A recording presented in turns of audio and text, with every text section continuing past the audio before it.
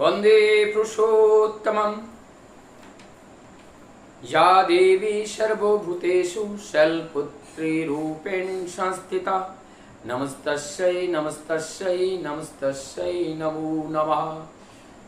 परम दयाल श्री ठाकुर, इससे चाहे शारदीय दुर्गा पूजा हो, चाहे काली पूजा हो, किसी भी देवी की जो पूजा के बारे में उन्होंने सर्वप्रथम उस पूजा का अर्थ को हमें समझना पड़ेगा। जब तक हम पूजा का अर्थ को नहीं समझते हैं तब तक उस पूजा की सार्थकता ही नहीं होती है। पूजा का अर्थ ही है परिपूर्ण। हम पूजा जिस देवी देवता की करते हैं उनके जितने गुण होते हैं सारे गुण को अपने अंदर ट्रांसफर करने के लिए हम पूजा करते हैं।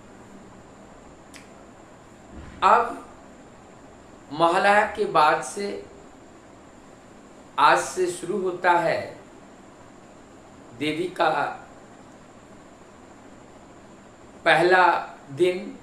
नवरूप में देवी का 9 दिन में 9 रूप का वर्णन किए जाते हैं और उसमें सबसे पहले दिन शैलपुत्री के रूप में, जो हिमालय की पुत्री,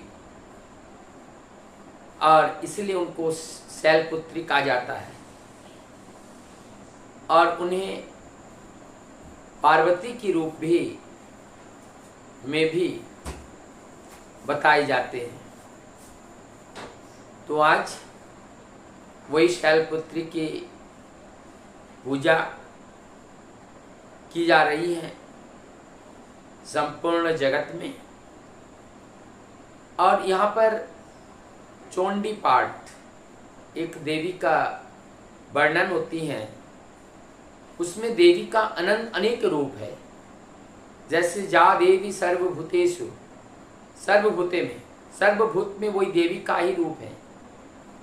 तो वो शैलपुत्री रूपेण संस्थिता, और वो शैलपुत्री रूप में है, तो उन्हीं को मैं नमस्कार करता हूँ, प्रणाम करता हूँ। तो कहीं वो शैलपुत्री के रूप में, कहीं वो मातृ रूपेण, किसी ना किसी रूप में उनका प्रादुर्भाव होता है और उन्हीं का पूजा किया जाता है। परमदयाल श्री ठाकुर जी कहते हैं, और इस बात को भगवान रामकृष्ण परमहंस देव जी भी इसी बात को ही कहते थे कि किस तरह से भगवान राम कृष्ण माँ को देखते थे, ठीक उसी प्रकार से आज परमदयाल श्री ठाकुर जी भी इस बात की व्याख्या कर रहे हैं।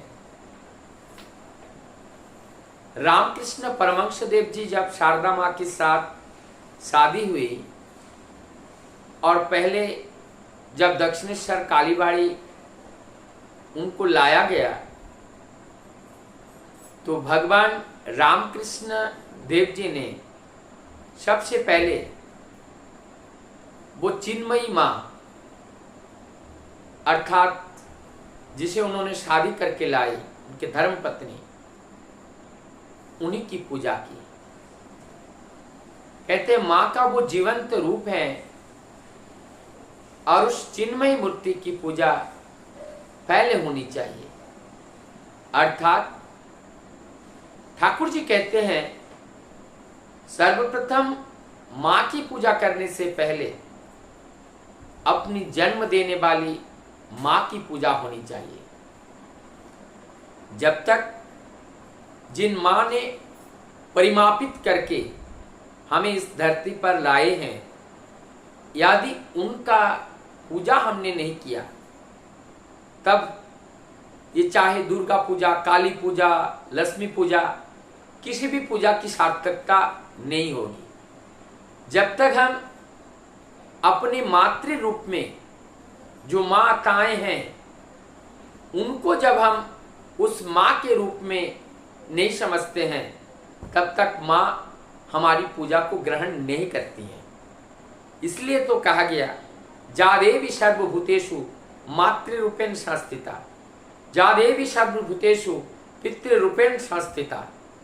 वो हर रूप में वो माँ है, और यदि उस माँ को हम सम्मान नहीं करते हैं, उनका परिपूर्ण अगर हम नहीं करते हैं, तो हमारी जिस माँ की, जिस काल्पनिक माँ की हम पूजा कर रहे हैं, उस माँ की पूजा सार्थक नहीं होती है।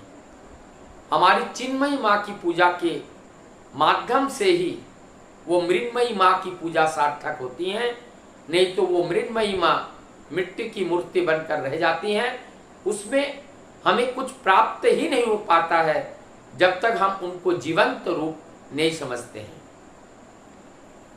और इस माँ की पूजा के माध्यम से हम शक्ति अर्जन करते हैं, और इस माँ शक्ति रूपिणी है, जिसे हम क्या कहते हैं, एक नेगेटिव पोल, एक पॉजिटिव पोल, दोनों पोल के मिलन से इनका जो केंद्र बिंदु है, उस केंद्र बिंदु से ही ये जो प्रजनन प्रगति है, ये सृजन प्रगति है, ये सृजन प्रगति निरंतर चलती रहती है। जिस तरह से क्या ब्रह्म की उत्पत्ति माँ लक्ष्मी के गर्भ से हुई?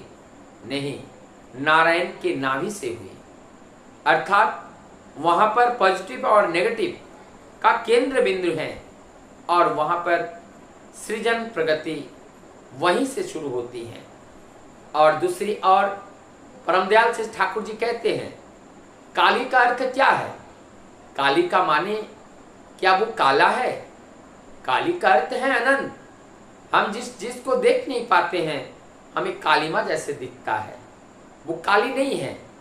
हम उनसे बहुत दूर हैं, उस परम सत्ता से हम दूर हैं, इसीलिए वो सत्ता को हमें काला सा दिखाई देने लगता है।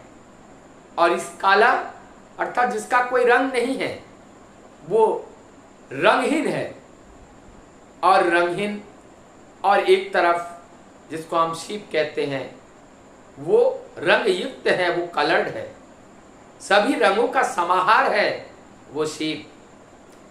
और एक तरफ शक्ति है जो रंगहीन है, और एक तरफ है रंगों का समाहार। एक तरफ जहाँ काली कह रहे हैं, वहाँ पर वो नेगेटिव शक्ति है, जहाँ पर हम शिव कह रहे हैं वो पॉजिटिव शक्ति है। और जब नेगेटिव और पॉजिटिव शक्ति का मिलन होते हैं, और उस मिलन केंद्र से ही इस शक्ति का सृजन होती है, इस सृष्टि की सृजन होती है, और इस तरह से सृजन प्रगति निरंतर चलती रहती है। तो आज हमें ये जो शारदीय दुर्गा पूजा, जिसे असामयिक पूजा, अकल बोधन, देवी की अकल बोधन, भगवान रामचंद्र ने उस शक्ति को अर्जित करने के लिए उन्होंने शक्ति की आराधना की थी, और इसलिए इसको अकाल बोधन कहते हैं। देवी का जो काल का बोधन है, वो वासंती पंचमी के रूप में, वासंती पूजा के रूप में चैत्र महीना में किया जाता है।